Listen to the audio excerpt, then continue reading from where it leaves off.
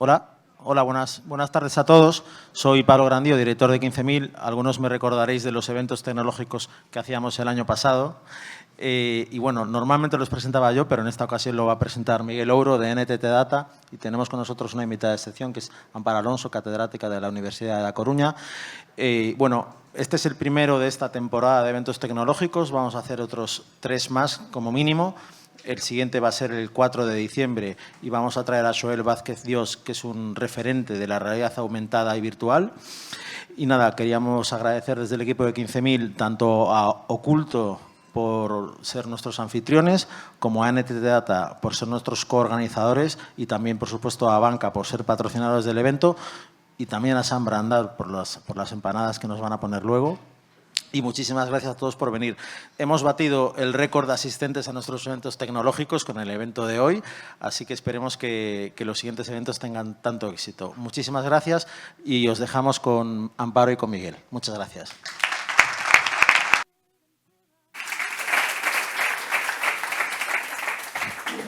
Bueno,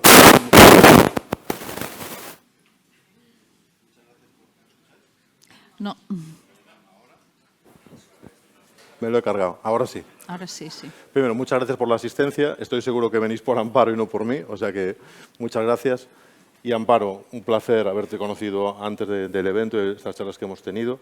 Un referente en el mundo de la IA, no solo en Coruña, sino en España, tanto a nivel académico como a nivel profesional, en empresa más privada.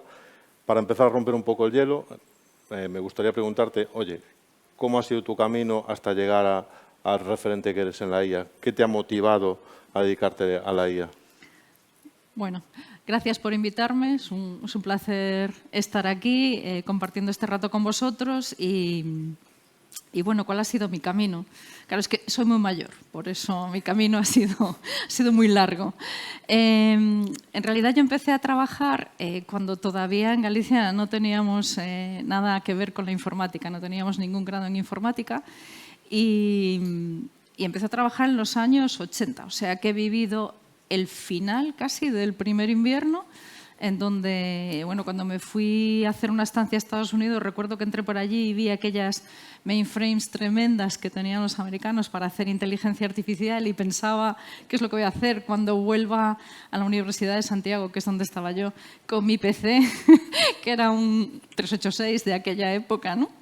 Con estas maquinones que tienen aquí. Bueno, pues luego viví el momento de los sistemas expertos, este momento tan en auge, ¿no? Que seguramente algunos de nosotros recordaremos, el poder extraer el conocimiento pues, de los expertos en el campo. Ahí hice mi tesis doctoral y empecé a trabajar en cosas que tenían que ver con la aplicación de la inteligencia artificial a la bioinformática y en concreto al diagnóstico, el pronóstico, etcétera, de test antenatales, ¿no?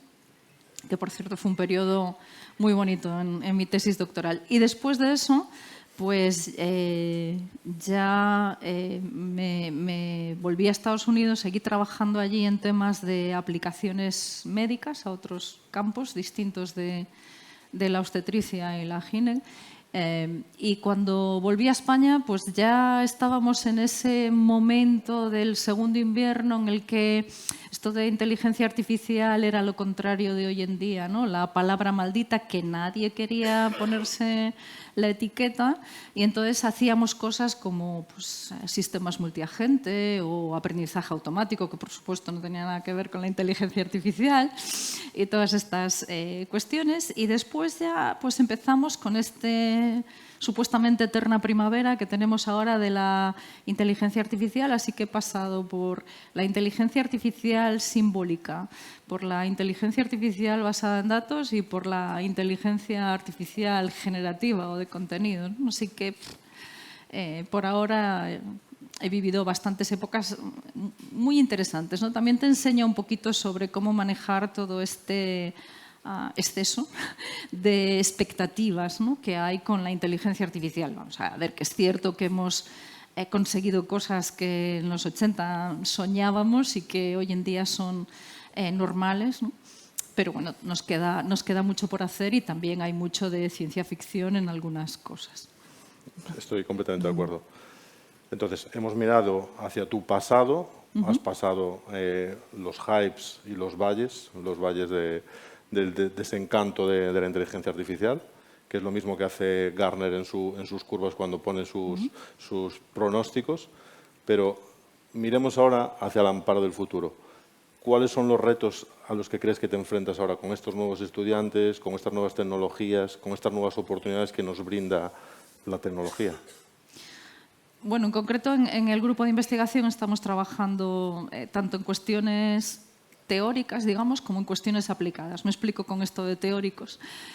Nosotros, a veces, en el trabajo que haces normalmente con inteligencia artificial, empiezas a pensar en alguna cuestión que te llama la atención por algo, ¿no? Para poner un ejemplo, pues nosotros empezamos a trabajar en un proyecto, podríamos llamarle teórico, sobre lo que llamamos aprendizaje en alta dimensionalidad, que luego todo el mundo llamó Big Data. Se ve que nosotros comercialmente los nombres no es lo nuestro. El caso es que empezamos a trabajar en esto porque nos encontramos un conjunto de datos que nos pareció enorme y vimos que en aquel momento era enorme, hoy en día sería un conjunto de datos tirando a pequeño, que los algoritmos no funcionaban igual de bien porque no podías escalar, porque tenía otros problemas que tenían que ver pues, con el balance de los tipos de datos, algunos problemas con sesgos y dijimos, oye, vamos a investigar en esto.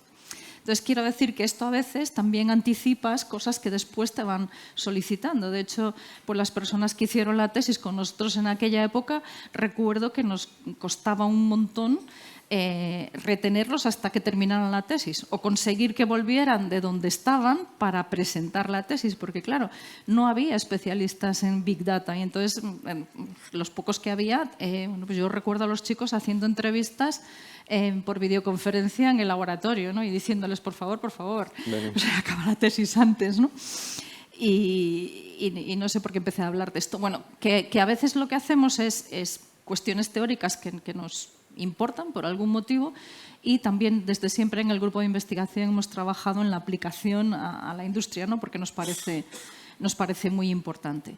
¿En qué hemos trabajado? Pues una de las cosas que estamos trabajando en la actualidad es la inteligencia artificial, lo que llamamos inteligencia artificial frugal o sostenible, como le queramos llamar. Va un poquito más allá de lo que son los algoritmos verdes, ¿no? Que es un plan que tenemos, un plan nacional, el del Gobierno de España, intentando que, bueno, yendo un poco más atrás, la mayoría de los algoritmos que tenemos hoy en día, sobre todo los algoritmos de aprendizaje profundo, la inteligencia artificial generativa, pues tienen unos rendimientos muy buenos, pero tienen unos consumos energéticos brutales, ¿no? ¿Y qué es lo que pasa? Que sobre todo con la profunda, lo que estamos haciendo es, de alguna manera, comprar precisión a costa de invertir energía. Energías que son brutales, ¿no? Por poneros un ejemplo, pues entrenar ChatGPT-3 pues arrojó a la atmósfera un equivalente de más de 550 toneladas de CO2, ¿no? Es una industria muy contaminante. Y necesitamos, pues solo una compañía como es Google está usando al año 5 veces y media lo que usa toda España en agua, ¿no? Para refrigerar los centros de datos que necesitamos para poder entrenar los algoritmos. Y no solamente el entrenamiento de algoritmos, sino que también usar ChatGPT tiene un consumo, ¿no? Solo en enero, por ejemplo, consumió lo mismo que la energía de una ciudad de 250.000 habitantes, una ciudad media, ¿no? Lo digo porque anecdóticamente un compañero me afeó que yo todavía tengo un coche antiguo y él tiene un coche eléctrico. Y entonces yo le pregunté cuántas veces usaba ChatGPT al día. Entonces, claro, sí, quedamos un poquito empatados. Entonces, estamos trabajando en inteligencia artificial frugal porque consideramos que el crecimiento que tiene, aparte que lo que estamos haciendo, y acabo el razonamiento, es que estamos comprando esa precisión a costa de mejorar muy poquito. Consumimos muchísimo, pero mejoramos en precisión un poco. Entonces, ¿qué pasa? Que esto puede tener sentido si uno está trabajando en una aplicación, pues yo qué sé, de diagnóstico de cáncer, pero a lo mejor no tanto si le vas a recomendar que esta noche vea la serie tal o cual en su plataforma, ¿no? Y esta personalización, que es una de las cuestiones que trae la inteligencia artificial, ¿no? Mientras que la revolución industrial trajo el vamos a hacer producción a escala, esto es volver a la individualización, ¿no? A la individualidad. Cuesta, no es gratis. Y lo que estamos haciendo es pues, desarrollar algoritmos que consuman mucho menos sin, en principio, sacrificar precisión, cosa que estamos consiguiendo, y también en trabajar con esquemas que trabajen con pocos datos. No tener necesidad de estos millones de datos que consumen muchos algoritmos para funcionar e intentar un modelo de aprendizaje más similar al de los humanos, ¿no? Que aprendemos con con un conjunto de ejemplos más pequeño, ¿no? Esto no solamente nos va a permitir ser mucho más sostenibles desde el punto de vista de la inteligencia artificial, sino que yo creo que también lo tenemos que enfocar desde el punto de vista, en mi opinión, de que nos va a permitir a Europa, desde luego, poder competir, porque Europa tiene el problema de que la energía aquí es mucho más cara, y a empresas más de tamaño pequeño, medio y a los entornos académicos también poder competir, porque hoy en día con esos consumos solamente las grandes corporaciones, las multinacionales, son las que pueden trabajar en modelos frontera de inteligencia artificial, pero son los que tienen el dinero, los recursos económicos y también el talento humano, porque pueden pagarles mucho más, que es necesario para estar en la frontera, ¿no? Y si tú ves quién está desarrollando hoy en día los modelos hoy en día de frontera los están desarrollando 4 compañías con muchísimo poder que dicen pues qué es lo que hay que hacer en inteligencia artificial, ¿no? Entonces yo creo que está muy bien, que han desarrollado cosas muy interesantes, pero que la competencia es buena en todos los terrenos y esto nos va a permitir pues competir un poco más, ¿no? Eso es lo que estamos haciendo ahora pues de temas sí, más general, y luego tenemos otros proyectos pues más pequeños, ¿no? De mantenimiento predictivo, por ejemplo, hablábamos antes de algunos proyectos así, de cómo mejorar pues la producción en fábrica o cómo... Sí, que ayuden al día a día a optimizar procesos. Exacto, correcto. A mí me sorprendió hace meses cuando leí la noticia de que Amazon había adquirido múltiples centrales nucleares o la fabricación de CPDs de Microsoft para precisamente alimentar toda esa algoritmia que están desarrollando. Claro. Es algo que me ha llamado mucho la atención cómo están invirtiendo en cosas que parecen fuera de su negocio. Has mencionado la Frugal, nosotros es un tema que tratamos desde NTT sin ser el core, pero va a ser nuestro core porque tenemos este tipo de problema. Has mencionado un problema que es la carbonización o cómo estamos contaminando el ecosistema con estas nuevas tecnologías, es una de ellas. Pero ahora quería entrar en otra problemática, que es recientemente este año uno de los premios Nobel fue Hinton, que uno de los padres de la IA, y me sorprendió una de sus declaraciones más controvertidas cuando dijo que le alegraba mucho que durante el doctorado uno de sus alumnos haya despedido a Sam Altman. Sam Altman es el creador de GPT, porque era una persona que no tenía absoluta ética con eso de los algoritmos. Entonces, carbonización es una de las problemáticas, la ética es la otra gran problemática que estuvimos también hablando y comentando. ¿Cómo afrontas o cómo ves el futuro de la IA con regulaciones de ética y con la propia regulación que internamente cada usuario debería tener en ese aspecto? Bueno, nosotros también estamos trabajando en cuestiones de ese estilo, además de muchos otros grupos de investigación, muchas empresas, ¿no? Que están haciendo frente a intentar hacer ya un diseño ético de los algoritmos desde el principio, ¿no? Entonces, pues lo que se llama privacidad por diseño.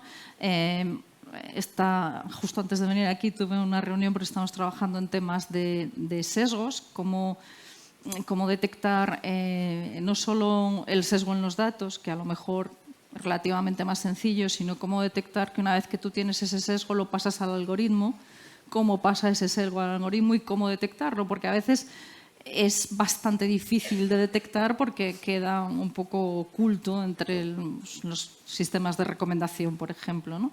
que es una de las cosas que estamos intentando ver cómo afrontar.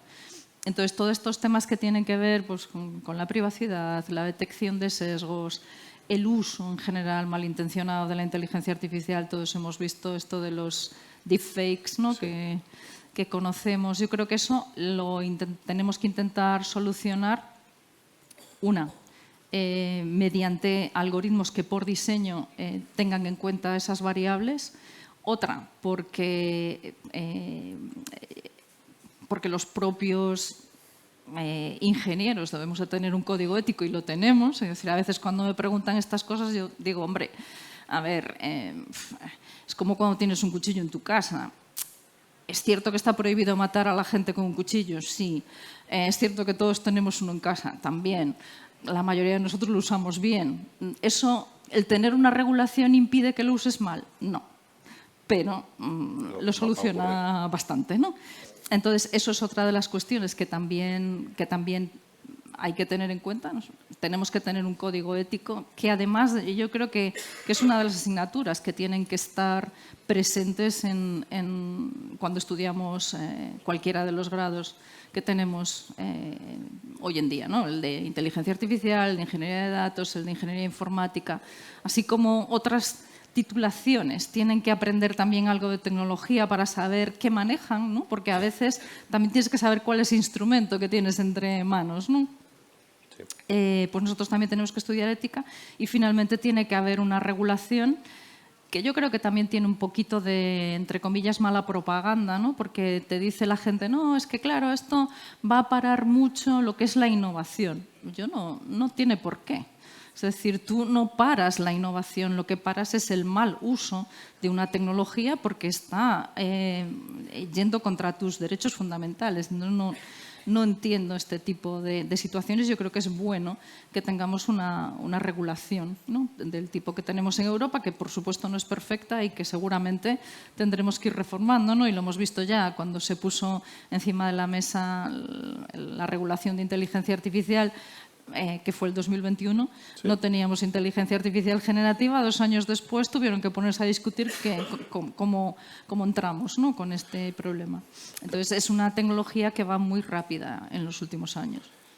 Yo creo que es uno de los problemas, que la tecnología o las empresas estamos desarrollando de manera más rápida determinadas aplicaciones, usos de la IA, o de la IA generativa en este caso, y quizás la regulación va un poco por detrás. Entonces, ahí tiene que entrar el factor de educación de las propias empresas y el factor de limitación de que cada empresa cree su framework o sus estándares éticos, normativos y estandarizados para aplicar la IA. Y tocaste el tema de la IA generativa. Estamos en el hype de la IA generativa, donde cualquiera con nuestros móviles podemos hacer casi IA generativa con el ChatGPT o montar una aplicación en segundos. Todos hacemos IA generativa, sin embargo, la IA generativa está en el punto máximo o crees que aún tiene que evolucionar un poco más. ¿Dónde crees que está el salto para que la IA generativa llegue a todo el público y sobre todo sea aplicable en todas las empresas y tengamos ese retorno de inversión a lo que aspiramos? A ver, yo creo que ahí tenemos que mejorar. Bueno, decir estas cosas es siempre un riesgo porque no tenemos la bola de cristal, ¿no? Pero yo veo la evolución en 2 temas, ¿no? Uno tiene que ver con la multimodalidad, es decir, tenemos que ser capaces de integrar mucho mejor. Bueno, hay más cosas ahí. Tenemos que ser capaces de integrar mucho más pues, las imágenes con voz, con texto.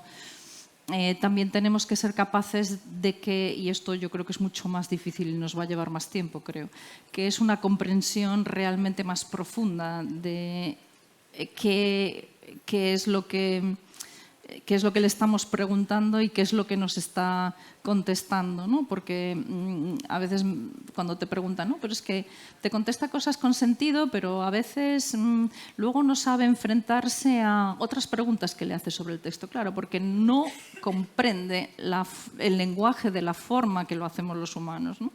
Yo creo que incluso ahí nos ha sorprendido cómo funciona ChatGPT, porque en realidad el sistema lo que tiene que hacer es poner la siguiente palabra en un texto para que el texto que va construyendo pues, tenga sentido para un humano, ¿no? Y nos hemos encontrado con que en realidad está creando también un modelo del proceso, un modelo del mundo, ¿no? Es decir, el lenguaje también crea un mundo. Nos vamos a la filosofía ya aquí. Entonces, yo creo que necesitamos una mayor comprensión ahí, y que para que lo podamos utilizar también más en las empresas necesitamos más otra palabra que ya hemos comentado, que es personalización, ¿no?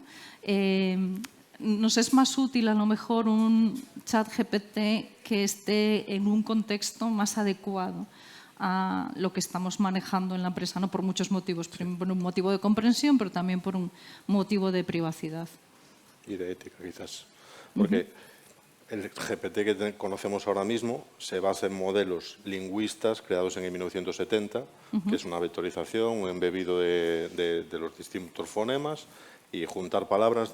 Es un poco más complejo, ¿no? Sí. Pero estamos hablando de una tecnología que realmente la idea o la concepción nació en el 1970, o sea, hace muchísimo tiempo en todo esto. El por qué no se pudo hacer es porque la tecnología avanzó y porque de alguna manera, y aquí salto a la gente que está detrás de la IA generativa o de la IA, que son las personas y son los perfiles, lo comentamos antes. Esos perfiles del 1970, de cómo entendían ellos esa ética o esa limitación o ese trato de los datos de una manera, es algo que no estamos consiguiendo ahora. Entonces, para gente que veo en el público bastante más jóvenes que yo, por lo menos, ¿cuáles son esas habilidades que desde la universidad o desde el instituto o desde el propio colegio, esas habilidades no hard, sino las más soft, deberían empezar o deberíamos ser capaces de transmitirles desde la parte más educativa? Ahí yo creo que sí que vamos muy atrasados, porque realmente la inteligencia artificial para mí, creo que lo he dicho muchas veces, es una revolución grande, es un cambio muy importante de paradigma, y eso implica muchos cambios, ¿no? Implica cambios sociales que todos estamos viendo, implica muchos cambios en el empleo, que también estamos en el panorama del empleo en general, que también estamos viendo, pero implica muchos cambios en la educación, que estamos viendo que son necesarios, pero esto es, tenemos que hacer algo, pero nadie acaba de hacer mucho algo, ¿no? Es cierto que se dan pequeños pasos. Yo lo que veo es que todas las consultoras y todos los estudios, y lo veo también con los alumnos, ¿no?, te dicen que hay muchas cuestiones que mejorar, como por ejemplo es la capacidad de comunicación que puede tener una persona, el espíritu crítico, que también tenemos que favorecer, la capacidad de relación, la capacidad de comprensión de textos escritos o de diálogos largos, y esto lo estamos perdiendo, no lo estamos trabajando en el colegio, ¿no? Ya desde pequeños. Entonces es cierto que también tienen que aprender tecnología desde más abajo, porque a veces, y no sé si queremos hablar de esto también, podemos enganchar con esto, hay momentos en los que te preguntas por qué tenemos tan pocas alumnas, por ejemplo, en ingeniería informática, ¿no? Y a mí me resulta muy curioso, porque me parece una profesión que debería ser interesante. Sexy es la palabra. Es muchísimo, a mí me parece, porque además te relacionas mucho con personas de otras disciplinas, hablas de muchas cosas, es súper enriquecedor, ¿no? Entonces, y además, bueno, tiene muchas otras ventajas en cuanto a posibilidad de trabajar en remoto, en fin, que yo lo veo un campo apasionante, precioso, no lo entiendo. Pero bueno, y lo que veo también es que a veces cuando en la facultad pues hacen estos días en los que los niños y las niñas pequeños vienen a jugar con robots o a hacer programación, mientras son muy pequeños como que compiten igual y ellas igual que ellos, ¿no? Y luego cuando van creciendo ya se produce ahí una separación que a mí siempre me parece muy curiosa, y muchas veces dicen que es también debido a que a las edades tempranas, como a los 9 años, las niñas ya consideran que la ingeniería o las matemáticas son cosa de chicos y entonces pierden el interés. Por eso, curiosamente, aunque son ellas las que tienen mejores notas precisamente en esas asignaturas, ¿no? Entonces yo creo que, y hacemos mucho énfasis en intentar ir a los colegios a unas edades que a lo mejor ya llegamos tarde y tenemos que empezar antes, ¿no? Tenemos que empezar con que los niños y las niñas, pues ya desde pequeños, tengan sus nociones, que obviamente no van a ser nociones tecnológicas profundas, pero sí de pensamiento computacional. Aparte de porque les iguala más, porque lo van a necesitar en el futuro, porque van a vivir en un mundo muy distinto probablemente al que tenemos ahora, ¿no? Entonces, todas esas habilidades blandas las tenemos que cuidar desde el principio, pero también tenemos que cuidar otras habilidades de tipo tecnológico y que tenemos que dejarles que adquieran para intentar, por lo menos, que haya una nivelación mayor. Yo me conformaría, y lo hablamos antes, con que de todas las chicas que hay entre el público, con que una que no se dedica a este campo se pueda dedicar o podamos creerles interés, sería estupendo. Porque es lo que tú dices. Después las ves en los equipos de trabajo, en las universidades, y quizás son los perfiles más brillantes que tenemos en las compañías o que llegan a las compañías con muchos intereses. Y eso es de donde deberíamos trabajar desde más pequeños. Volviendo... Sí, porque además, solo un inciso pequeño, cuando tú creas una herramienta o una aplicación, la creas pensando en tu mundo, ¿no? Y yo a veces intento decir que claro, hay muchos mundos en este mundo, ¿no? Pero ¿por qué se han creado herramientas que traducen clinician por médico y no por médico o médica al principio? ¿O por qué se crean herramientas que tienen pues, una figura femenina o una voz femenina o un carácter de sumisión? Pues porque vivimos en un mundo de ese estilo, ¿no? Y entonces tú no estás siendo malísimo intentando perpetuar un sesgo, sino es que es el mundo en el que vives. Y yo creo que la diversidad en los equipos, y no solamente la diversidad en género, ¿no?, te proporciona una visión mucho más amplia y enriquece. Por eso también nos enriquece viajar o salir, ¿no?, pues, de tu país y de tu entorno. Creo que esto también es un aspecto positivo. Yo creo que hay el papel de la educación, quizás en la universidad un poquito menos, pero es un papel que se juega desde muy pequeños, donde me parece ridículo, y lo comentábamos antes, que los propios profesores puedan poner barreras a la inteligencia artificial o a soluciones que se puedan utilizar en las universidades o en los institutos o en los colegios. Y yo le decía hace un par de semanas a profesores de infantil y profesores de instituto que le ponía el ejemplo de los japoneses, de la calculadora. Cuando la calculadora entró y se democratizó, los japoneses no limitaron el uso de la calculadora, sino que les dieron la calculadora a los niños para que estos pudieran focalizarse en otras tareas. Pasa un poco lo mismo con la inteligencia artificial o con las herramientas que nos tenemos. Entonces, en este caso, para los profesores, y veo un profesor de universidad que recuerdo que no aprendí, honestamente no fui el alumno más brillante en física, pero me enseñó habilidades que yo no tenía. Los profesores de hoy en día están enseñando a las niñas y a los niños habilidades que aplicarán en trabajos que a día de hoy no existe.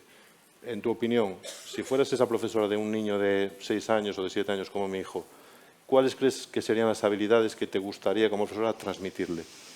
Y sé la dificultad de la pregunta.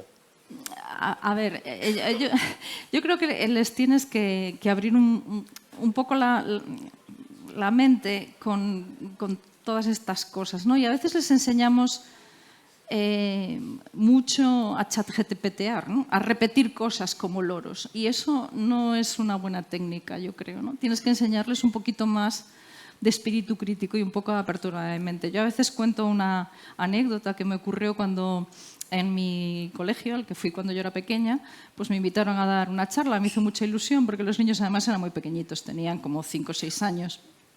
Y bueno, te da mucha alegría estar en un aula así. Entonces les pregunté si alguno de ellos se pensaba dedicar a la informática y no. Además había uno así como muy dicharachero que me dijo que él lo que quería ser era camionero. Y cuando acabé, les hablé de la inteligencia artificial y de cosas, y al acabar me dijo que le había convencido y había pensado que en lugar de ser camionero, lo que quiere ser es informático, porque así va a diseñar una aplicación que controle a todos los camioneros que llevan su flota. Entonces, bueno, yo creo que es una anécdota, ¿no?, pero que sí que tenemos que cuidar más la comprensión de los textos, el aprender en la profundidad de las cosas, ¿no?, porque muchas veces les enseñamos a hacer cosas, pero no les enseñamos por qué son importantes o qué hay detrás de todo eso, ¿no? Y claro, eso hace que aprendas a usar herramientas, pero que si esa herramienta te falla, pues no sabes qué hacer después. Y vemos que, al menos creo yo, cada vez más los alumnos que nos llegan tienen más dificultades de comprensión, más problemas con ser capaces de criticar o de buscar otras opciones, ¿no?, distintas del camino clásico típico, ver el problema desde otra perspectiva. Esto dicho con grandes rasgos, porque tenemos alumnos de todos los tipos, por supuesto. Claro, y eso lo hablamos antes, y yo, por ejemplo, fui culpable como padre primerizo el año pasado, en el Día del Libro, en lugar de leerle un libro a mi hijo en su clase, utilizar GPT para crearle un cuento. Pensé que era el padre guay, pero no. Lo que les demostré en esa acción, y creo que es nuestro error, es que con muy poco puedes tener mucho, y quizás no le sabemos transmitir ese esfuerzo que debe ser el leerte un libro, el abrir el libro, tocarlo, o aunque lo veas en una pantalla. Entonces, ese esfuerzo de inmediatez, esa inmediatez que tenemos ahora con GPT o con la inteligencia artificial generativa, ¿cómo crees que está perjudicando no solo a nuestra sociedad, que es una pregunta muy amplia, sino a esos perfiles que después vosotros soltáis, entre comillas, de la universidad y llegan al mundo laboral? ¿Cómo crees que afecta esa inmediatez, ese lo quiero ya, ese no saber, no disfrutar el proceso, sino disfrutar solo del resultado final? ¿Cómo crees que afecta eso? Y cómo, te lo pongo un poquito más difícil, ¿cómo crees que podemos cambiarlo? A ver, yo creo que es que nos hemos acostumbrado todos a la inmediatez, porque te pasa, ¿no? Si alguien quiere contactar contigo, por ejemplo, la cantidad de problemas que tienes es brutal, porque esto de ir a verte ya no es lo normal, ¿no? Te mandan un correo, no puedes responder porque estás haciendo otra cosa, entonces te mandan algo más inmediato, una herramienta, yo qué sé, tipo Teams. No contestas, pues te mandan un WhatsApp, no contestas, te llaman al teléfono.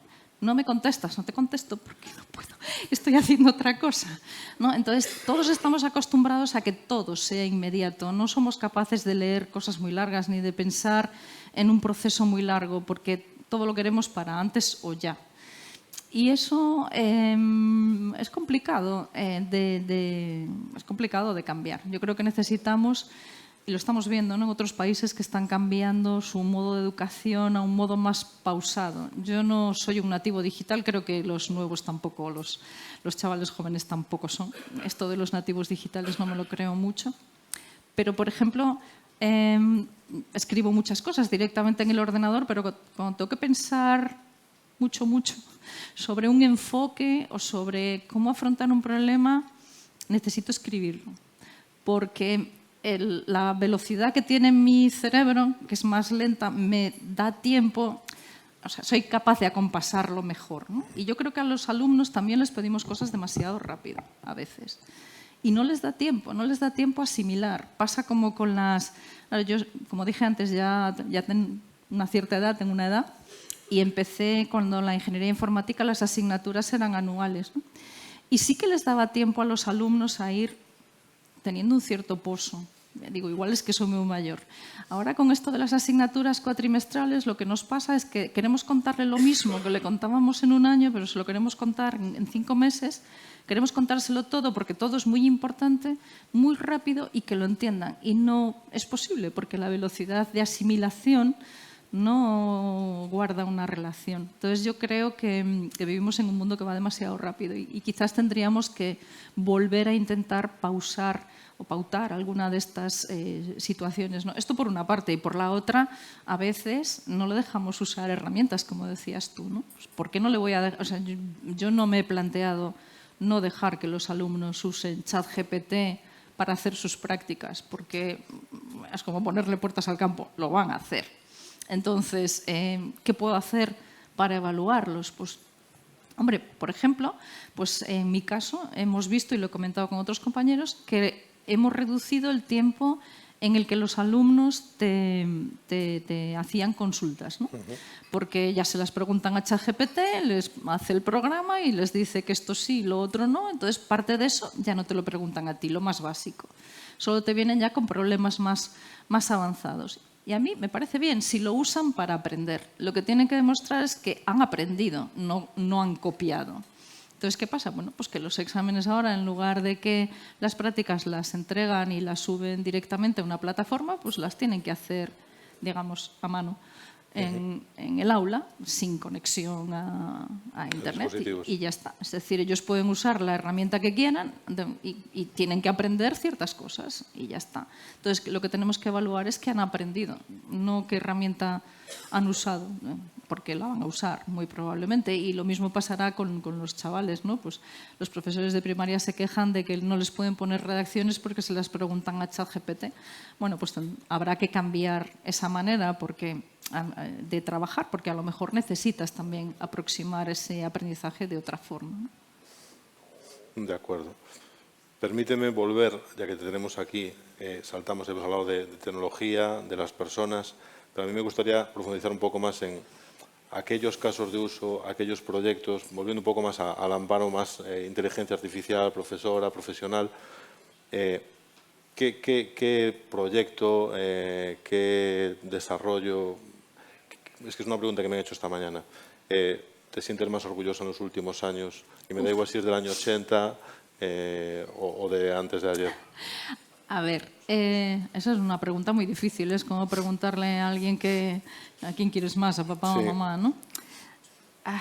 A ver, yo realmente me siento muy orgullosa de cuando empecé en esto de la inteligencia artificial, porque creo que ese momento era un momento muy difícil. Y lo he dicho, no sé si con estas palabras, pero alguna otra vez que me lo han preguntado. En aquellos momentos en los que yo empecé, que primero estaba en la universidad, en Santiago, en realidad teníamos muy pocas herramientas para trabajar, ¿no? Y muy pocas facilidades de trabajo. Y luego cuando el desarrollar sistemas y poder competir y que pudiera salir fuera y que la gente pues, realmente escuchase lo que tenías que decir, porque tenías una aplicación interesante, en mi caso, pues en tema clínico, a mí yo creo que en ese momento no lo valoré, pero ahora sí que lo valoro mucho, ¿no? Y luego ya cuando volvimos de Estados Unidos y estoy aquí en la Universidad de A Coruña, que es que parece que siempre fuimos ricos, como digo yo, ¿no? Y no fue así. O sea, costó mucho trabajo crear un grupo, mucho tiempo, era muy difícil conseguir proyectos de investigación, había muy poco dinero, pocos recursos y había que hacer un uso intensivo del talento, ¿no? En todos los aspectos, desde el punto de vista económico, el punto de vista profesional, el punto de vista de las cosas que se te pudieran ocurrir. Entonces yo creo que eso no lo estamos valorando lo suficiente. La verdad es que yo disfruto un montón todos los proyectos que tenemos, ¿no? Porque cada vez que piensas en algo que quieres solucionar, pues lo que comentaba antes, ¿no? Cómo escalar un algoritmo, cómo conseguir que ese algoritmo que tienes ahora, pues en lugar de consumir tanta energía, consuma mucha menos. Cómo conseguir que un algoritmo sea explicable, que de esto no hemos hablado, ¿no? Pero cada vez los algoritmos son también más opacos, ¿no? Entonces, ¿cómo conseguir que eso sea explicable? Porque es importante, pero es una aplicación clínica o necesitas pues, una personalización que te esté explicando a ti algo y además va a ser algo que te van a exigir desde el punto de vista regulatorio, ¿no?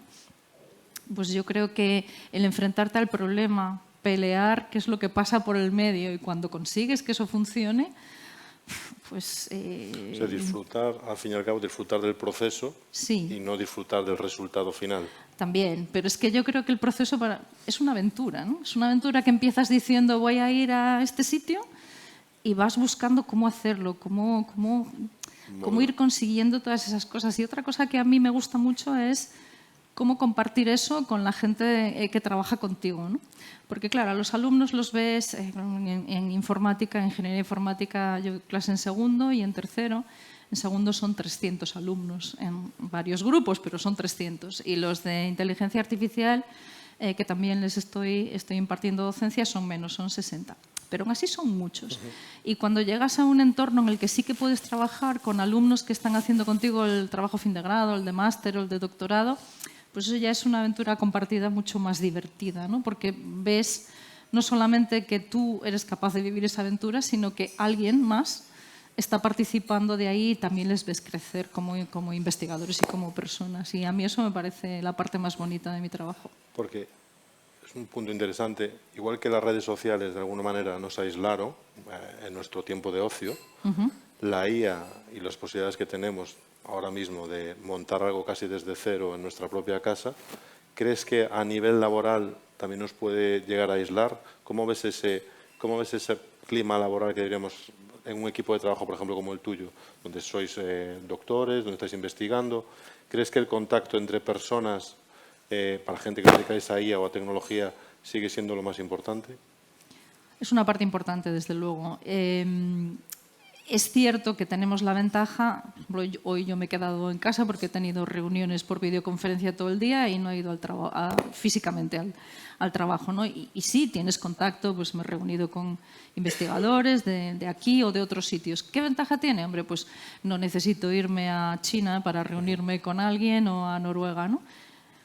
Pero yo creo que también pierdes esa sensación de equipo y realmente te aíslas de grupo, más bien, ¿no? Porque, claro, después haces equipos en cada proyecto y que esa sensación de que somos un grupo, compartimos cosas y a veces hay cosas que tienes en un grupo que está haciendo un proyecto determinado que podrían ser aprovechados por otro grupo y si no estás físicamente, digamos, presente de vez en cuando y comunicándote, pierdes tanto la noción de equipo como la posibilidad de generar más sinergia entre los distintos equipos y los distintos grupos. Entonces, ahora mismo, pues la gente puede teletrabajar, pero intentamos que todos los días estén también físicamente presentes y tener reuniones todos juntos en las que podamos bueno, pues decir, aunque sea muy brevemente, qué es lo que estamos haciendo, por si a otra persona del grupo se le puede ocurrir algo o cómo aprovechar lo que tú estás haciendo para el proyecto en el que él está trabajando. Que al fin y al cabo es volver a un modelo de trabajo donde puedas compartir, rodearte de profesionales que te hagan crecer a ti. Entonces, para esa Amparo, cuando empezaste en años 80, Santiago y demás, o para la Amparo, imagínate, de 20 años ahora mismo, ¿qué habilidades o qué cosas le dirías? Oye, pues esto igual lo haría de una manera, y no soy nada original en la pregunta, esto lo haría de una manera distinta o ¿sería muy distinta la Amparo de 20 años en el 2024 del año de hace años? En sus habilidades de comunicación o en los aprendizajes o en cómo orientar su carrera. Es que esa pregunta es muy difícil. No sé qué decirte.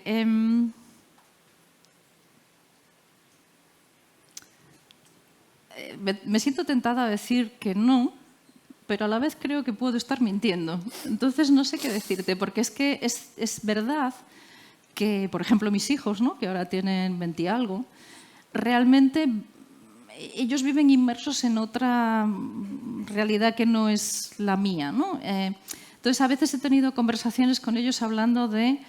Desde pequeños yo intenté que ellos les gustase mucho leer, ¿no?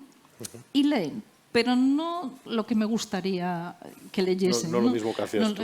No lo mismo que hago yo. Yo tengo que leer todos los días, por ocio, quiero decir, no solo por trabajo, que por supuesto. Entonces, a veces discutiendo con ellos me dicen que es que algunos libros les, entre comillas, aburren porque tienen unas descripciones muy largas de cosas que no cuadran con su cultura mucho más de imagen. Y claro, eso te hace pensar, claro, yo no vivía en una cultura tan así de imagen, ¿no? Pues, la televisión sí estaba presente yo cuando era pequeña, pero bueno, eran unas horas determinadas, jugábamos mucho más en la calle, teníamos otro tipo de educación que nosotros ahora mismo le estamos dando diferente a nuestros hijos, ¿no? A veces vas a comer por ahí, ves a la familia, están todos con el teléfono zum zum, no sé si mandándose WhatsApps entre sí o con otra gente, pero lo cierto es que vivimos en una etapa muy diferente, de otro tipo de comunicaciones y de otro tipo de usamos más la imagen que el texto, yo creo. Entonces, me resulta muy difícil pensar por qué razón iba a ser yo muy distinta de lo que son mis hijos, ¿no? Claro. Y me resulta muy difícil pensar que me dedicase yo a otra cosa diferente. Entonces, Pero al final tú eres tú, tus circunstancias y diría tu entorno. ¿Vale? A mí me ocurre una anécdota con mi hijo de 3 años. Yo tenía muy claro que mi padre salía a trabajar por la mañana, mi padre y mi madre trabajaban en algo y volvían a casa. Mi hijo, yo trabajo muchas horas en remoto, mi hijo de 3 años, cuando estaba un día enfermo, vino a mi mesa de trabajo y se puso a mover el portátil por todos lados. Y su pregunta fue, ¿por dónde sale el dinero?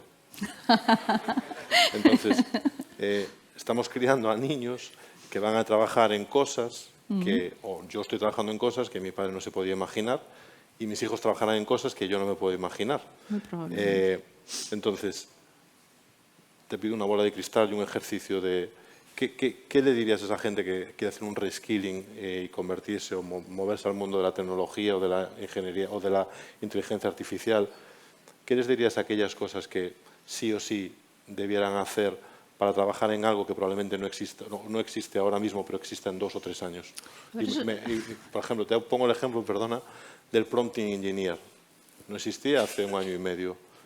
Existía con otro nombre, pero esa posición no existía. Y ahora estamos todos lanzando ofertas para encontrar a alguien que realmente sepa leer texto, comprender lo que te hace un algoritmo y volver a repreguntarle.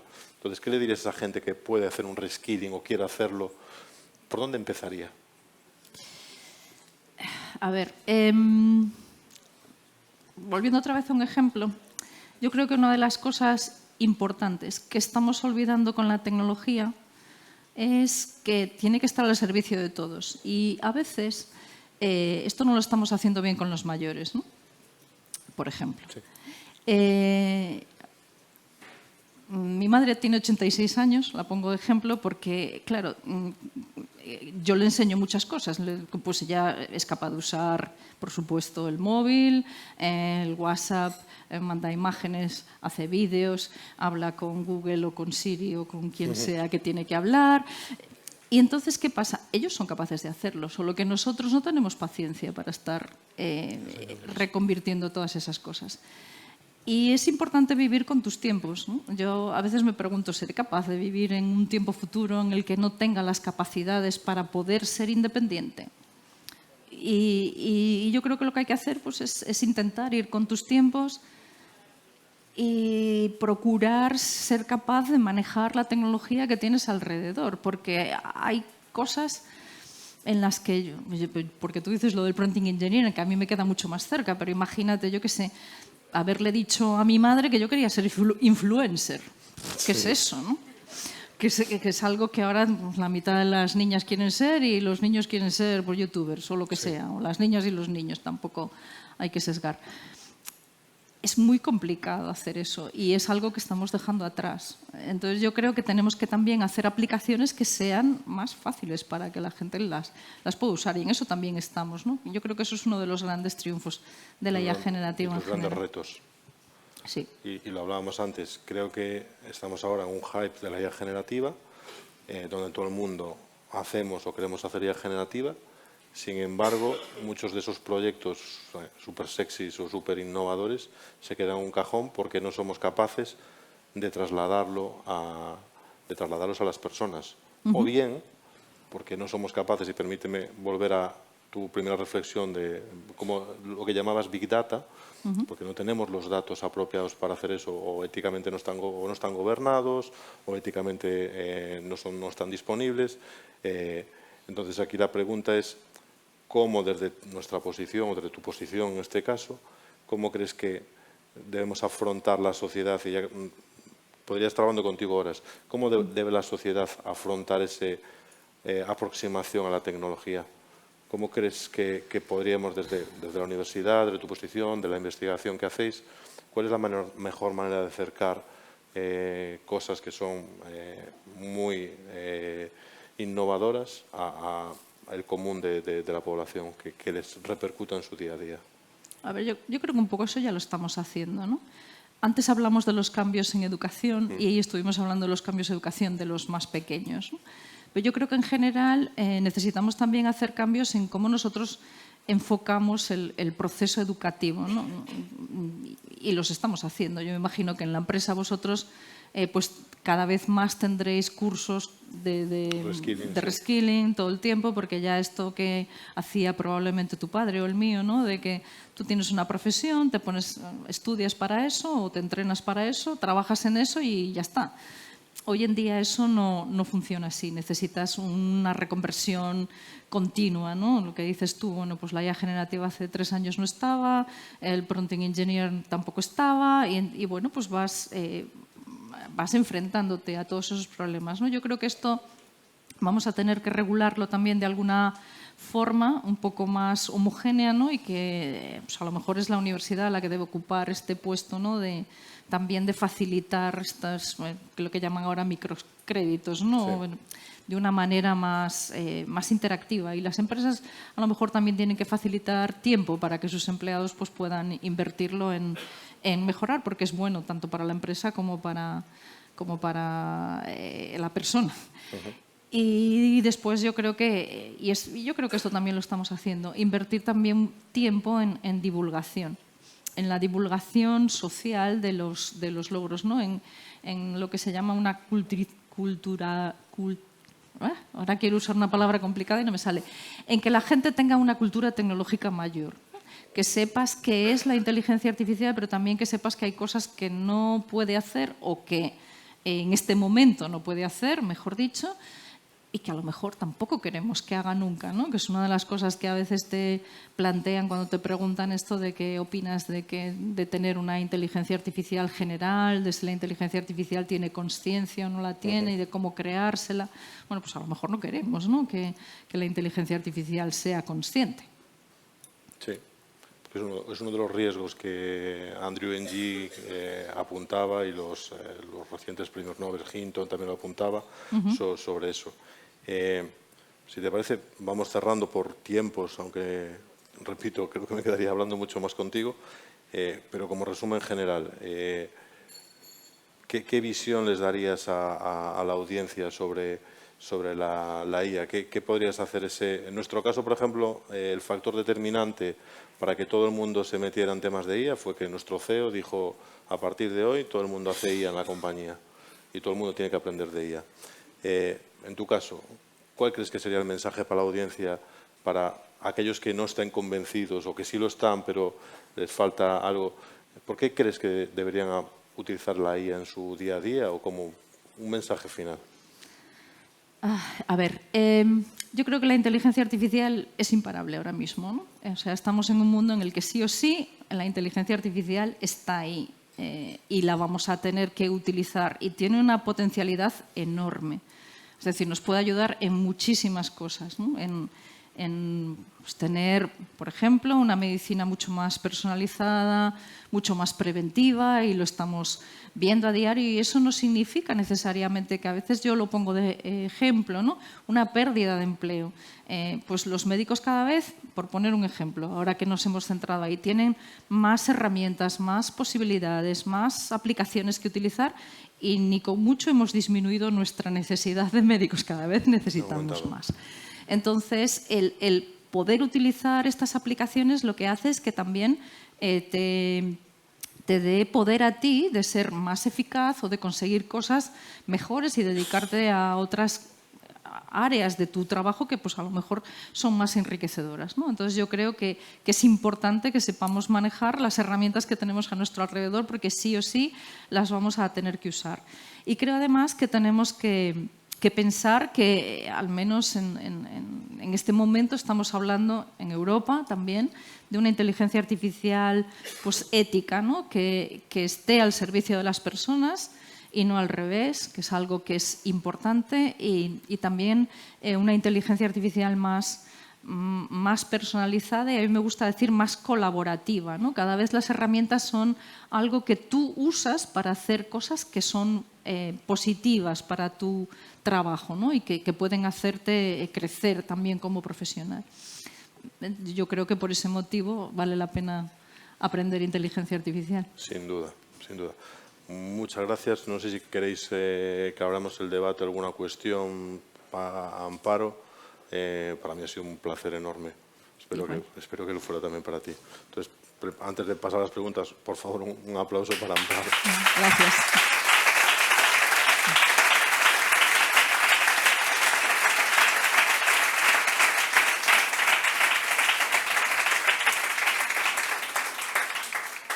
y la dinámica la estamos montando nosotros un poco. No sé si queremos hacer alguna pregunta del público o directamente vamos a la zona de cervezas en este local o en esta zona magnífica.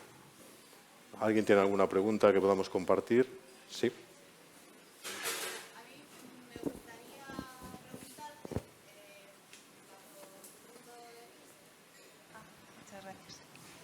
Hola, buenas. Hola. Pues a mí me gustaría mucho pues, saber tu opinión respecto a cómo la inteligencia artificial es una herramienta que le da muchísimo miedo de implementar a las empresas, pero también a las personas. Entonces, o sea, ¿cómo ves tú la solución a ese problema? Porque eso también es un sesgo educacional. Yo me imagino que desde tu perspectiva, como estás tan en contacto desde los 80 con estas inteligencias, obviamente para ti es como la normalidad de tu día a día, pero sí que es verdad que en muchísimas empresas y en muchísimas operaciones, que incluso me gusta mucho que toques el tema de la sostenibilidad, podría ser una herramienta súper positiva, pues por ejemplo en sectores como la alimentación, el textil, que son los principales problemas y causas de que el mundo esté como está. Entonces, ¿cómo crees tú que hay que comunicar eso a las empresas para ver esta inteligencia como una amiga y no como una herramienta enemiga?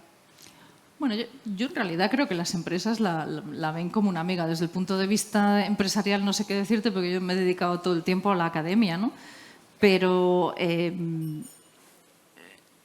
hay sectores en los que la inteligencia artificial, se me ocurre el sector de la construcción, por ejemplo, va con cierto retraso, ¿no?, de incorporación, y cuando hablas con ellos y les comentas, bueno, pues qué oportunidades pueden tener, es que son tantas y pueden mejorar tanto, que es cuestión de meterse. Ayer mismo estaba hablando con una gente que quiere hacer un máster sobre este tipo de cuestiones y tienen dificultades para encontrar profesores que manejen esas herramientas y que puedan comunicárselo a los alumnos.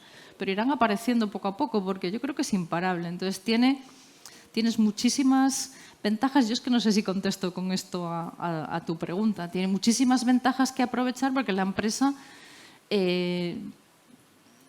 primero, porque si tú eres una empresa y no estás usando inteligencia artificial, no solamente es que te vas a quedar atrás, es que otra empresa que sea de tu sector, que sí que lo va a usar, va a ser mucho más rentable que tú, va a ser mucho más eficaz que tú.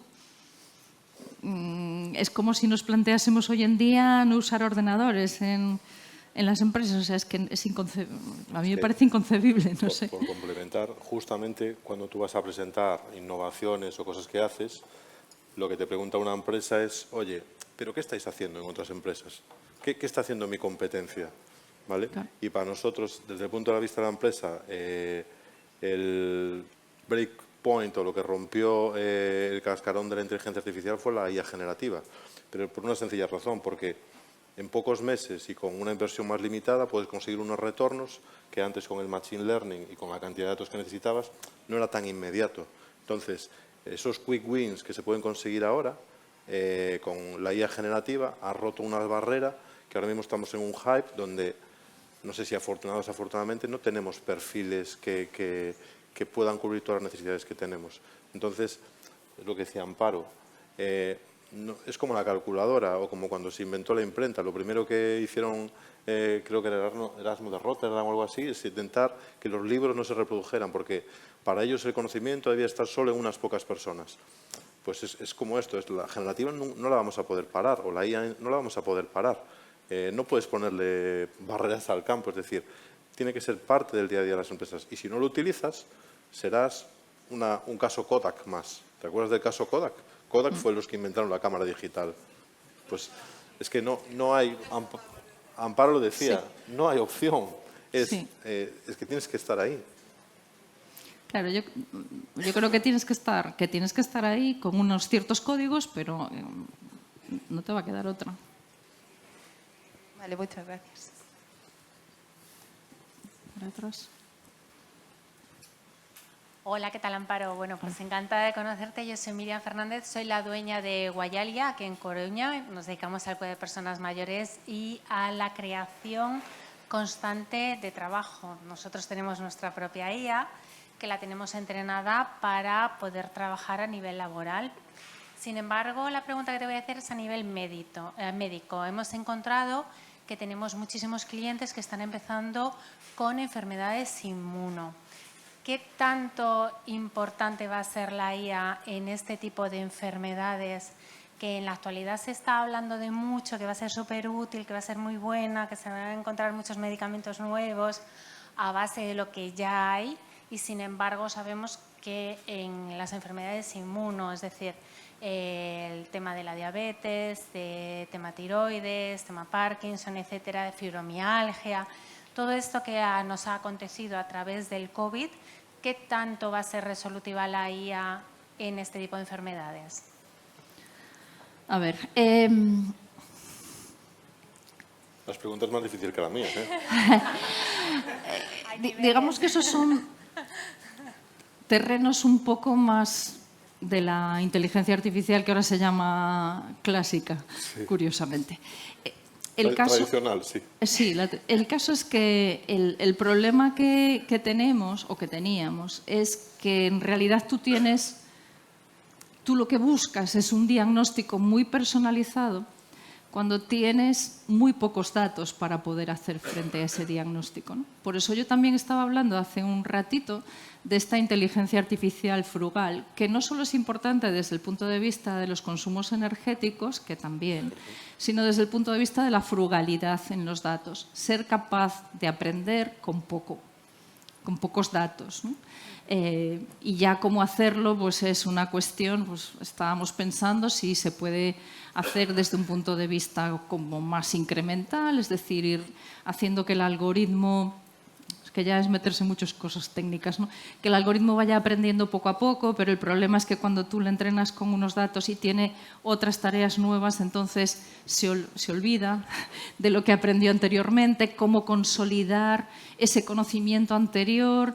Pues hay un montón de cosas nuevas en las que estamos trabajando y que a mí también me gustan mucho, que es esto de el knowledge consolidation, la consolidación de conocimiento previo, algoritmos que no hagan olvido catastrófico, los temas de aprendizaje continuo, temas que tienen que ver también con lo que se llama few-shot learning, es que no sé cómo decirlo, aprender con muy poquitos datos y ser capaz de tener un buen rendimiento y luego mejorar. Es decir, que son cosas en las que... Pero los prompts la IA los olvida cuando ya están generalizados, que le has enseñado a que realice una serie de tareas. ¿Ese prompt lo termina de olvidar? Bueno, no estaba hablando de prompts, estaba hablando de datos. Vale. Pero el tema de los prompts es que tampoco la respuesta es fija. Es decir, siempre hay una cierta aleatoriedad ahí. Y en este Entonces, caso, dependiendo cómo se lo preguntes, te lo contesta de una manera e incluso en la misma pregunta casi, porque te lo contesta casi. Entonces, eso también es una parte importante de consolidación del conocimiento que tú tienes, ¿no? Que es relevante también pues porque no solamente tienes que consolidar el conocimiento que has adquirido con una herramienta, sino que es importante consolidar el conocimiento que ya tenemos y que se olvida cuando se olvida el experto. es que has tocado el tema más ambicioso que hay ahora mismo. Es decir, estamos hablando de un tema que es un tema médico, donde, para empezar, los false positives no están permitidos, donde no tenemos gran cantidad de datos. No podemos utilizar datos sintéticos. Datos sintéticos son aquellos que se generan a través de una muestra muy pequeñita y podemos crear más datos para entrenar los algoritmos. Y todo el mundo que se dedica a salud, nuestra ambición o la ambición es poder tener algoritmos quizás más de IA tradicional que puedan resolver este tipo de problemas. A medida que vayamos construyendo modelos más pequeñitos, como decía ella, como decía Amparo, que podamos utilizar la IA frugal o otro tipo de IA o los Small Large Models para con pocos datos obtener un poquito más, podemos hacerlo. Dicho lo cual, en salud tenemos otras ramas de la IA, como el Computer Vision para detección de cánceres, detección de anomalías en una radiografía, que han avanzado a una velocidad espectacular y nos permiten hacer cosas que no se podían pensar hace 5 años. Claro, y a veces también te encuentras al menos nosotros nos hemos encontrado, ¿no?, con un par de problemas curiosos, y es que tienes pacientes que parece que son iguales y uno tiene una evolución y otro otra, ¿no? Y entonces tú dices, no, bueno, es la naturaleza, vale, si es que no estás midiendo la variable que tienes que medir para saber por qué este hace una cosa. ¿Y cuál es esa variable? Pues no lo sabemos, ¿no? Entonces ahora por eso también hay grandes avances en todo lo que es la medicina genética y la genómica.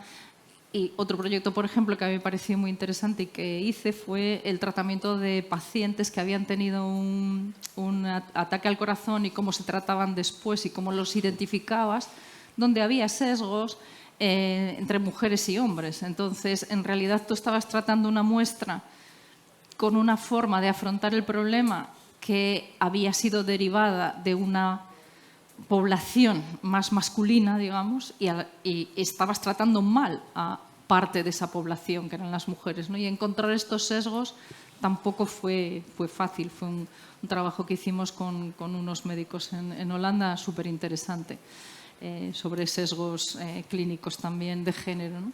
Entonces ahí yo creo que... Es que, claro, cuando me hablaba del futuro, el futuro es que, por una parte, parece que lo hemos hecho todo, porque en realidad hemos conseguido muchas cosas que no teníamos, pero es que lo que nos queda, ¿sabes?, es como la luz de una linterna. Sí, cada vez tienes más luz, pero también más puntos con la oscuridad, muchas más cosas que hacer, millones de cosas que hacer. Muchas gracias, muy amable. Creo que tú...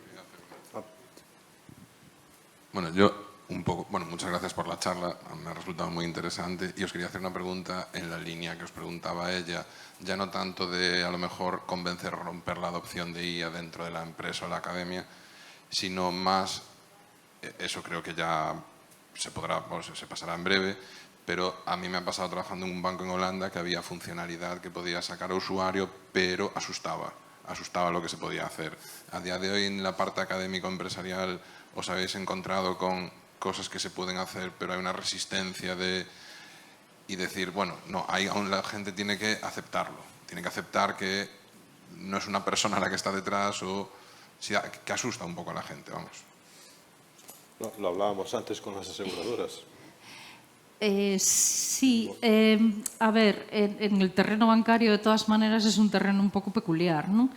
A pesar de que es un terreno que en realidad en este tema del aprendizaje automático yo creo que no está tan mal y ha ido más rápido que otras, ¿no?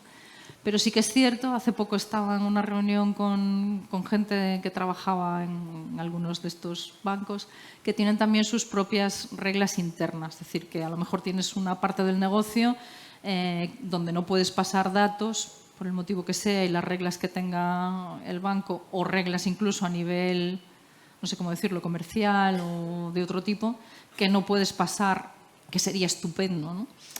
Poder pasar, porque yo le decía, pero no puedes pasar datos, pero puedes pasar conocimiento, ¿no? Porque a lo mejor pues, puedes derivar pues, un algoritmo que tenga unos parámetros y que tú le pases los parámetros a esta otra parte del banco, ¿no?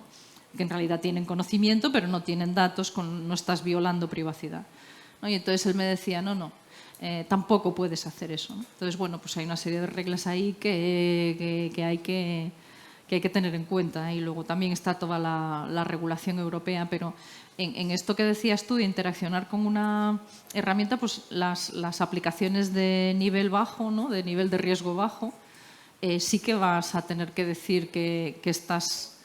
Que te va a tener que decir la aplicación que estás interaccionando con un sistema de inteligencia artificial y no con una persona. Espero que funcione mejor que los cacharritos telefónicos, ¿no? Porque eso sí que te enfadan bastante. Estos funcionan bastante bien y es obligatorio que te digan que estás interaccionando con un banco. Yo creo que al principio te puede dar un poco más de respeto. A mí no me lo da, vamos, y creo que en general la gente ya espera tener un sistema automático que funcione bien al otro lado, ¿no? Bueno, esto no era tanto un sistema automático, sino era analizando las transacciones de la gente. Ya había modelos para saber sin ningún dato si es un hombre o una mujer, la edad, y era decir, bueno, oye, que te vas a ir de viaje a la nieve en 3 meses, aunque tú no lo hayas pensado, no te hayas acordado, aún no te has hecho el seguro de... Entonces, esto asustaba un poco. En favor de los bancos, y yo no soy un firme defensor de la banca tradicional, nosotros trabajamos con los T1 o con los Tier 1 de España, y os tengo que decir que sorprendentemente sus regulaciones son muchísimo más restrictivas que la regulación que puede tener cualquier empresa industrial, y su calidad de datos, su gobierno del dato, su gobernanza del dato es muchísimo más estricta y muchísimo más madura que, pues hablabas del sector textil, del sector automoción, ahora mismo en España los Tier 1 de los bancos, los grandes bancos, tienen una madurez a nivel del dato y de la inteligencia artificial que es un poco lo que ambicionamos en otros sectores. O sea que eso que estás comentando no lo pueden hacer y por manera regulatoria. Y ellos se exponen a sanciones muy restrictivas y con no solo la sanción, sino cómo perjudican su marca si hicieran ese tipo de cosas. Y te digo que es muy restrictivo en cuanto a cómo esa gobernanza del dato, esa ética que hablábamos antes, de cómo lo tienen montado.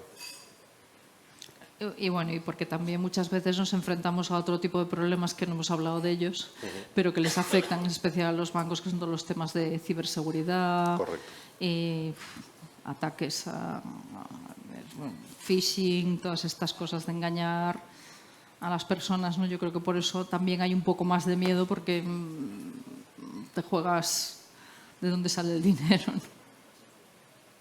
Vale, muchas gracias. Creo que estaba él porque se lo levanto. Perdón. Hola, buenas tardes, Amparo, y gracias por tu interesante intervención. A mí me interesaba saber tu opinión sobre una breve referencia que hiciste en relación a que la inteligencia artificial o la frontera de la inteligencia artificial está en manos de multinacionales. Ya hay organismos internacionales que alertan de ese riesgo de que esté en manos de esas empresas privadas. La entidad sin ánimo de lucro que ha creado ChatGPT se está convirtiendo en una entidad con ánimo de lucro. No, ya lo tiene. O ya lo tiene. Sí. Y en breve acabaremos pagando por ello, casi seguro. Me imagino que ya sí. estás pagando por Me ello. imagino que sí. O ya estamos pagando indirectamente por ello. ¿Cómo ves ese futuro de ética, de regulación, cuando esa frontera de la IA está en manos de multinacionales privadas en ámbitos con afán más desregulatorio que regulatorio, no como el nuestro en la Comunidad Europea? ¿Cómo ves que va a avanzar esa cuestión en los próximos meses y años? Bueno, lo dicho, no tengo una bola de cristal, pero yo creo, y es lo que ha estado un poco sobrevolando también la conversación. Es cierto que ellos dominan, hay 4 empresas que dominan el cotarro, ¿no? Y tienen mucho poder y luchan mucho contra la regulación, ¿no? A veces a mí cuando me dicen, ¿tú qué opinas de la carta que escribió no sé quién o no sé cuánto sobre esto? Vamos a ver, lo que me estás escribiendo en esta carta es dir a los demás que no investiguen en esto, que ya me he puesto yo de campeón aquí, no vaya a ser que me pillen, ¿no? Que es mucha pasta la que me estoy jugando. Yo creo que tenemos que pelear con otras herramientas. La primera, y que está haciendo Europa, es la regulación. Y yo creo que eso es importante. A veces la gente te dice que no, pero yo todavía recuerdo cuando estaba el señor de Facebook declarando en el Senado y en el Parlamento Europeo, porque bueno, su empresa allí no se controlaba nada y al cabo de un tiempo dijo, pues el futuro va a ser privado o no va a ser futuro. Bueno, de hecho, hoy en día pues, su herramienta no parece que pase por los mejores momentos, ¿no? Entonces, yo creo que son cosas que en cuanto los ciudadanos somos conscientes de que eso en realidad es un bien que te estás haciendo a ti mismo, pues lo valoras, ¿no? Yo, desde luego, valoro mi privacidad y que mis datos estén más o menos seguros y de que cuando uso una herramienta pues tenga cierta seguridad. De hecho, los americanos, en Estados Unidos, que es donde están las multinacionales de las que estamos hablando, no tienen una regulación a nivel nacional, a pesar de que sí que se presentó una moción, ¿no? La administración anterior, yo creo que ha ganado una persona que no tiene mucho interés en la regulación y que va a colocar de segundo a otra persona que no tiene cero de interés en regular y bueno, pues en fin, ya veremos qué es lo que pasa, ¿no? De hecho, hay alguna de estas multinacionales que ha dicho que no va a poner en Europa, no va a aprobar sus últimas versiones. Bueno, pues no sé qué decir. Eso también puede ser una oportunidad para Europa. Puede que de hecho, en algunos estados que sí que ya tienen regulación en Estados Unidos, la regulación la están discutiendo aún y está avanzando en sentidos similares a la europea, ¿no? Con otras connotaciones, porque ellos lo que tienen es que controlar el poder de las multinacionales y nosotros lo que tenemos que hacer es que nuestras pymes puedan correr un poquito más. Yo, a ver qué hacemos en los próximos años. Espero que la regulación, porque creo que es bueno para todos, que la regulación tenga su efecto. Creo que la regulación no necesariamente tiene que parar la innovación y creo que tenemos que hacer frente a estas situaciones con otras herramientas o con otras búsquedas, ¿no? Como yo decía, de cómo ser relevantes en el panorama. Yo soy optimista por naturaleza, creo. Yo diría que estamos en un descampado donde todo está absolutamente seco, pero podemos tocar algunos brotes verdes. En temas de modelos, podemos tocar los modelos abiertos. Hay modelos abiertos que funcionan muy bien, que pueden llegar a ser competencia de esas grandes multinacionales que tienen modelos propietarios. Y nosotros tenemos un modelo propietario del LM, por ejemplo, ¿vale? Pero hay una comunidad abierta de código abierto que puede competir contra eso. Eso por un lado. Y por otro lado, la otra forma, o el otro brote verde, es que así como en los 90 todo el mundo tenía su servidor en casa, ahora todo el mundo tira de un hyperscaler para la nube, hay una pequeña corriente que se está empezando a mover, donde pequeñas empresas están empezando a montar sus propias infraestructuras en local, otra vez sin tener esa dependencia de los grandes hyperscalers. Un poco por lo que dices tú, pues porque no quieren tener esas dependencias o porque estos que una vez que te enganchan tienen el end-to-end de tu control. Ellos son los que controlan absolutamente todo. Entonces, es cierto que estamos, es una opinión personal, que estamos en un descampado, pero hay algunos brotes verdes. Yo creo que también en Europa nos falta esta idea de compartir, ¿no? Porque nos creemos como, pues España quiere tener su modelo, Francia quiere tener su modelo, Alemania quiere tener su modelo, y realmente es que nosotros así no podemos competir. Pues si no nos unimos un poco, entonces, bueno, pues a lo mejor Francia tiene su modelo, vamos a suponer que el francés es el más avanzado, bueno, pues oye, tu plataforma es la que va a contener el modelo francés, el de español, el de italiano y el de alemán, y yo te presto pues mi supercomputador, que es mucho más maravilloso, tengo mucha más potencia supercomputadora que tú, o yo hago el modelo de no sé qué porque el mío, que es alemán, es el mejor para no sé cuánto. Entonces yo creo que ahí tenemos que creernos de verdad que somos los Estados Unidos de Europa, porque si no nos van a ganar los otros. Y eso, pues, tal como está, eso ya es un asunto político, de lo que va a pasar en ese otro lado y lo que podemos hacer en Europa y hacia dónde andamos. Y ojo, no hemos hablado de China. Si tú ves los modelos LLM, que son de generativa, cómo se han movido, quién ha invertido qué, cuánto han invertido, los chinos son los que más han invertido en los últimos años y sus modelos son los que mejor rendimiento están dando para determinadas aplicaciones. Y no hemos hablado de ellos. Sin embargo, los segundos, si tú miras las patentes y los modelos más exitosos, está Estados Unidos muy lanzado allá arriba, después está Reino Unido y Europa, porque casi siempre lo juntan, no tiene mucho sentido otra cosa, y más abajo China, por el momento. Pero bueno, también es cierto que están invirtiendo mucho más que nosotros, tienen un mercado mucho más grande que el nuestro. Y son modelos que quizás no sean tan aperturistas o tecnológicamente no son tan aperturistas como lo son Estados Unidos. Complicado y también tiene muchos aspectos, no solamente tecnológicos, que contemplar. Bueno, muchísimas gracias, Miguel y Amparo, y muchísimas gracias a todos.